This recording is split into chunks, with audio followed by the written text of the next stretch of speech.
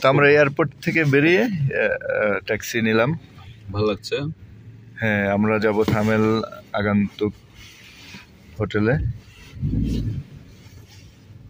তো আমাদের ট্যাক্সি ভাড়া এখান থেকে লাগলো হচ্ছে 600 রুপি, 600 নেপালি রুপি। আর ড্রাইভার সাহেব বললেন যে এখান থেকে 15 মিনিটের দূরত্ব, কিন্তু অনেক ট্রাফিক থাকে, সেই ক্ষেত্রে আধা ঘন্টা বা 1 ঘন্টাও লেগে যায় কি সময় সময়।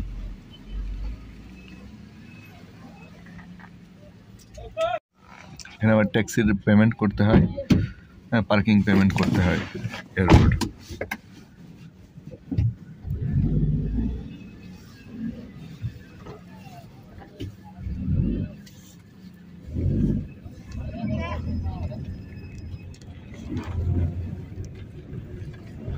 তো আমরা এখন রোড সাইড ভিউ দেখতে দেখতে চলে যাব থামেল আগান্তুক হোটেল।